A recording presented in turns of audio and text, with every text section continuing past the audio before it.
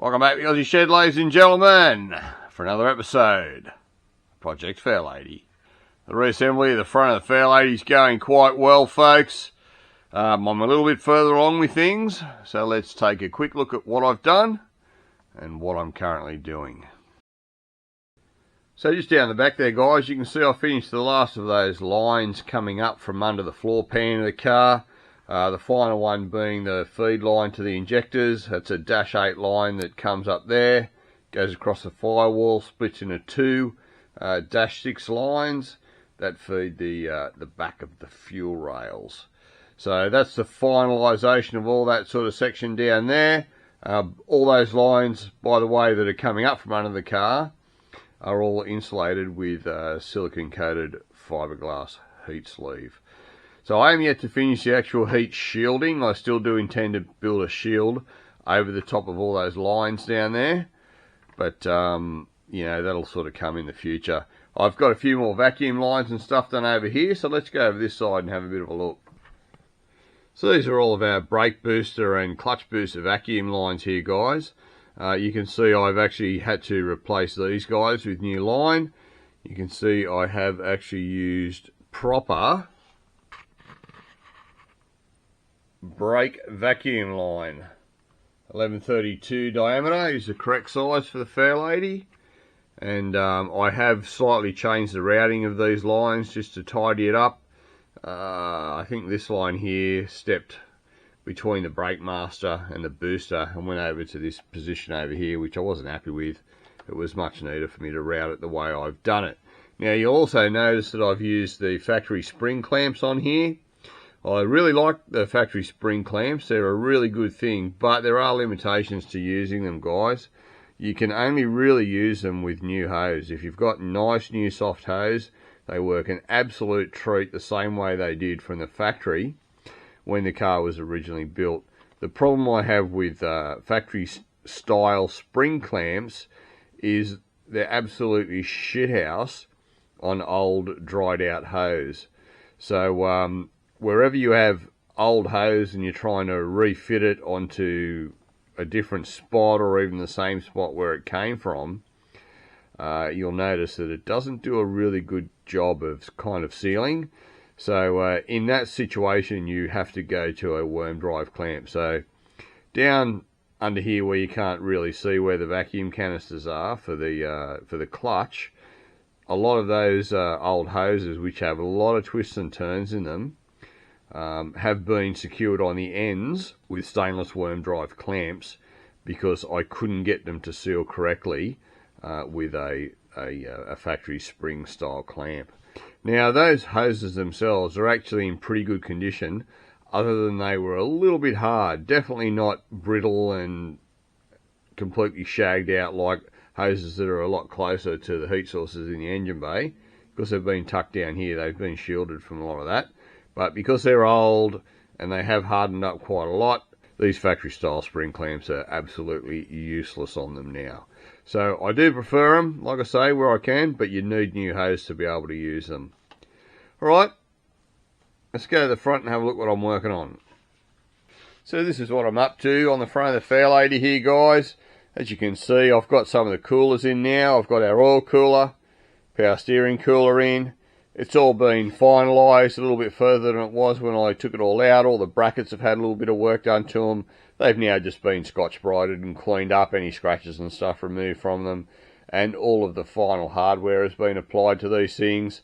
Whereas when I was assembling all this kind of stuff, when I was in the process of making it all, it obviously needed to come on and off a lot of times.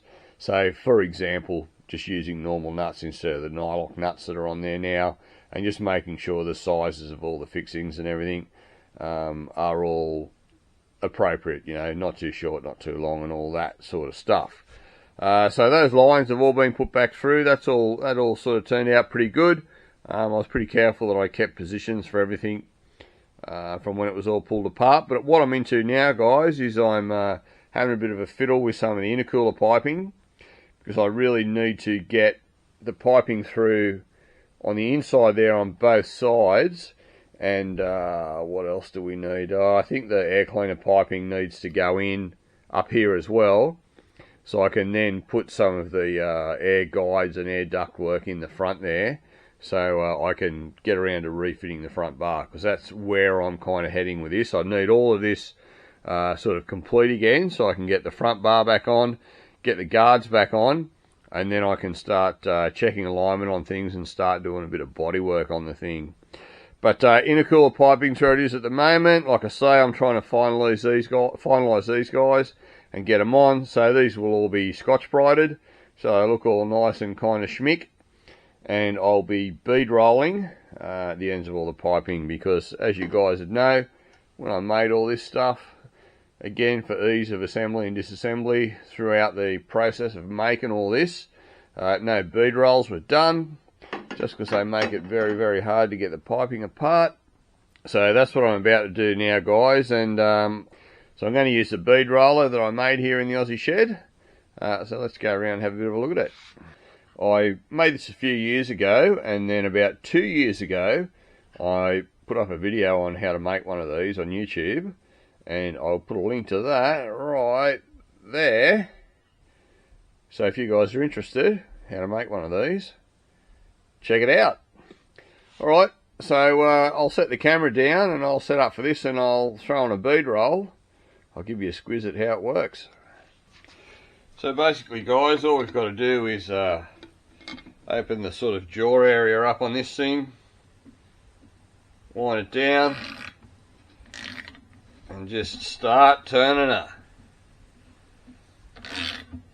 I haven't used this for a while, so I'm probably a little bit rusty, but it is very easy to use. So you just kind of keep playing with the tension, winding that down until you get something that you're happy with, which doesn't take very long. Depending on how much of a bead you want, you can you can really put quite a big bead on this. Depending on how much boost you're running, I guess. If you're not running a whole heap of boost, you don't need a really massive bead. Or if it's on the intake side, like your air cleaner piping and stuff, you know, your intake piping to the turbo, which is under vacuum, you know, you don't need massive beads on those either. You know, just for ease of assembly. I think this is pretty good. That's not bad. I'm pretty happy with that. Oh, maybe a little bit more. Maybe another little bit of a turn. I think that will do.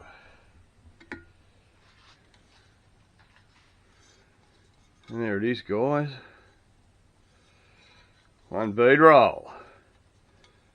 Aussie shed style. Yeah, it's actually a pretty good tool. Very happy with it. So I will continue to get all these bead rolls done, and we'll have a look at that when it's finished.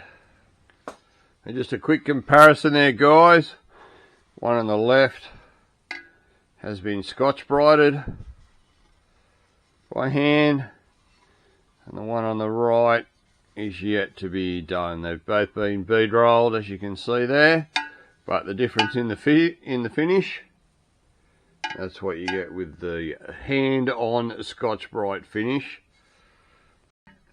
It's these guys, green Scotch-Brite pads, and away you go. For me, it's sort of unbeatable, you know, on something like aluminium piping. Gets rid of all the wire brush marks where you've had welds and, you know, variations in shininess on the pipe work that you've used, and just gives you that really nice satin look.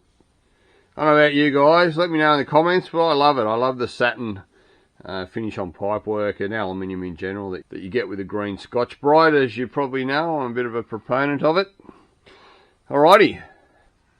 And now that they're done, I'm able to put in some of the air guides that run behind all this piping between the radiator and the body shell and close up the big gap that's in there, so that we maximise our cooling in the front.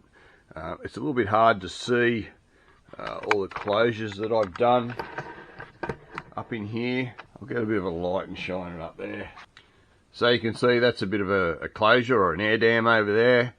And then on the other side you can see there's a piece that actually wraps around and goes behind all that piping, and then there's just a hole which is rubber lined to allow that to go through. Sort of in there. Where are we? And on this side here you can see there's nothing there at the moment. So basically all we have is just a big hole through here beside the radiator and the AC condenser.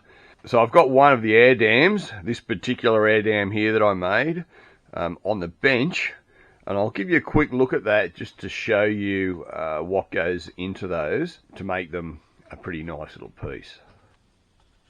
So this is that piece to fill in that corner there, guys. You can see it's a fairly basic piece. It's you know, just a bit of flat aluminium, some quite thin stuff I've used here. Foam stuck on the back in various places. That's where it sits against the AC condenser. So just to give it a little bit of a cushioning between it, so you don't have abrasion and stuff on there. And this is the, it's like a silicone edging for sheet metal that I'm using here. You can see there's one already kind of fixed on there. So what I do with this, I just bought a big roll of it, and it goes on real easy, but it also comes off real easy. So all I do is use a bit of super glue on them. So I run super glue in the back, and then just push them on. And I'll do one right now if you like, just for a bit of a demo. A tube of super glue, just run him in the gap there. Give it a little bit of a squirt here and there just to get a bit of gear in there. It's good because the super glue nozzle allows you to get right to the bottom of this without kind of getting the crap everywhere. And then it's just a matter of working it onto the piece. The super glue is also good because it gives you a minute or two to slide the thing around to get it exactly where you want it again. So we'll just leave that guy like there. The only thing is it can be a little bit messy. Probably see I've got a few, I've over super glued a little bit there. So what I will generally do is just squeeze it together with a bit of cloth over the top, or a bit of kitchen paper like I'm using here, and just kind of soak up that excess for two reasons. So it doesn't look like crap when it's dry, plus I'm not getting stuck to it then if it's all kind of gone. Now it doesn't take long before this starts to get kind of sticky and want to stay there. And that's looking pretty good. You can squeeze it in so the sides connect really well, and I've had good luck with using super glue for this kind of stuff. It seems to bond the rubber or silicone really well to the aluminium.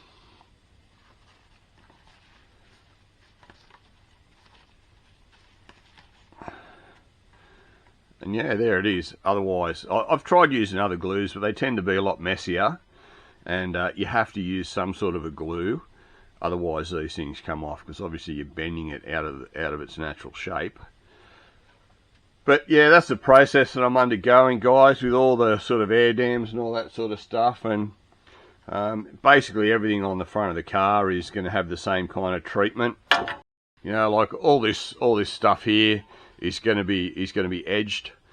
You know, there's a whole heap of stuff, and once I get it all kind of back together, I'll give you another look at it on another video. But there's so much aluminium sheet work in the front of this, and everywhere where it goes against something, or you know, it's going to either have like a foam tape behind it and edging on the front of it just to make it Mickey Mouse. Alright, well that's about it for all this stuff that I'm doing at the front here. What I'm doing also, guys, is I'm working on the dashboard of the car. So to get all the AC pipe work and the engine loom and everything in, obviously the dashboard has to come out of the vehicle. So when I pulled the dashboard out of it, I noticed that the structure of the dashboard was in very, very poor condition. The vinyl and everything's great, like it looks great from the outside, But basically the thing just fell out. So many clips and things like that have been broken on the thing, and I've got it out the back, sitting on the back of the car. So let's go out the back and have a bit of a look at it. Externally, the vinyl and everything all looks pretty good, but let's turn it over and have a look at the back of it. So the issue here, guys, is there are so many breaks and cracks in this thing. It is ridiculous. Every single part of the dash is broken. You can see that there. It's actually got big pieces missing out of it. Got a big crack in the middle here. It's pretty much cracked in half, so pieces fell out then. All the brackets that hold it in and hold it together are all missing. Every mount, every kind of clip thing is broken, and as I say, the main frame of the dashboard itself is completely smashed in so many places. So even though the vinyl is really good on it, it's basically unusable. There would be no way to actually properly hold this dashboard in place without it shaking and rattling around and being a huge pain in the ass, because there is literally no fixings to be able to properly hold it in. And that's kind of what it brought back to me, was that when I actually pulled it out, I didn't really have to unscrew anything. It basically just fell out. There was nothing holding it in. I guess it's probably been removed that many times. Maybe something's happened to it when it was removed.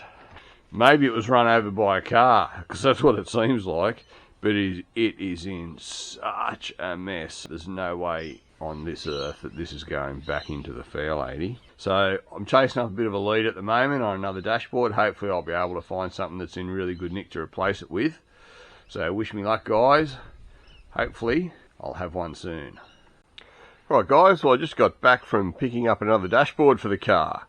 Pretty excited about this. It generally looks to be in, you know, pretty damn good condition, particularly compared to the dashboard that we pulled out of the Fairlady. There are a few little issues with it, but overall I think it's pretty good. It's definitely repairable, whereas the Fairlady's dashboard originally, I don't believe that would have been repairable. So let's take a little bit of a closer look at it, eh? So this area in here where your sort of gauge cluster and everything sits, all looks pretty good. You remember this was actually broken away on the old dash. This looks pretty good. Some light, oh yeah, there you go, we've got some light cracks there. Fairly easy to repair that though.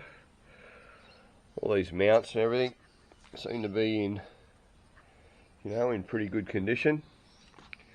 That's well, they're actually there. They weren't even there in most of the places on the other dashboard. So maybe a little bit of a crack there. Oh no, I think that's just a mould line or something. Possibly a crack. Tiny anyway. Through here, this all looks pretty good where the stereo mounts in and everything. Obviously this is broken a bit in here. No biggie though, at least most of it's there. I can rebuild that back up and sort of fix her up. As you see, it should kind of look like that side, but it sort of looks like that. Hard to see. Well, the bottom's pretty good, not too bad. This is a bit shagged under here. There's meant to be another piece that kind of drops down from that with a hole in it, I think, where it mounts onto the transmission hump. But that's actually intact on the other dashboard, on the one out of the Fairlady. I might be able to cut and plastic weld the two together to repair that, because I do dabble a little bit in plastic welding. So a few minor repairs and that isn't out of the question. Glove box area, pretty reasonable. Looks like we've got a few cracks here. This mount in this spot is cracked a little bit, but it's still there. That's the big thing. When stuff's still there, it's alright. Like, we can kind of strengthen things up on the backside, you know, and sort of get things to actually stay. But the problem is when stuff's broken and missing, it's quite hard, or it's definitely a lot more work to replicate bits and pieces. This side is pretty good. Down the bottom here, No cracks or anything there. That side there is pretty good. Yep, that all looks pretty sweet. Let's go and have a look along the top in the vent areas and the bits that hold it back to the main frame of the car. Okay, so we can see that you can see light through there. You just get in there. So we've got a crack through there. So this guy is a little bit cracked in here. It's still there, which means I can repair it. Yep. Oh yeah, we've got another little, you can see a crack through the centre of that. But again, it's still there, whereas, you know, as I say again, the other one was completely missing. That's there and that's good. That's there and that's good. And this one doesn't appear to have any cracks at all on it, which is fantastic. Alright, so we're now looking back over the dash, as you would see looking through the windscreen. And you can see that this has actually delaminated quite a bit more than I thought it had. But, you know, that's not a really big problem. It's relatively easy to clean out this area where it's kind of gapped and get in there with some, say, polyurethane adhesive and sort of re-clamp it together, which you can see. That's kind of a standard spot there. You know, that's about the gap that you're after, about 3 to 5 millimeters, and you can see how much that's raised up sort of through there. Again, you can sort of see the cracks now in these mounts. That one, oh yeah, you can see this one has a little bit of a crack in there. But again, it is only a crack, and this guy here is probably one of the worst ones. Sort of crack through there. Alright, I'm still pretty happy with it. Starting to think I might have paid a little bit too much for it, but I honestly don't believe that you'd be able to get one of these second hand and not find cracks in it, because this obviously hasn't been mistreated. I would assume that this is just age related, just because the vinyl again is just pretty much perfect on the thing. You know, I can't imagine that this thing has really been that mistreated. I'll flip it a different way, guys, and we'll have a look at the underneath next. I guess we'll start from this end, and already this mount is intact, which is absolutely fabulous. I'm not sure if it was this one or the other one, but one of them was snapped clean off and just completely gone. On the other dash, yep, they're both there, which is really, really good. Looking through these, that's probably the one that's pretty much the best one, I'd say. These are all pretty bloody good. Bit of a bad area in the centre there. You can see we've got a crack that runs up in a few different pieces through here on this this centre piece.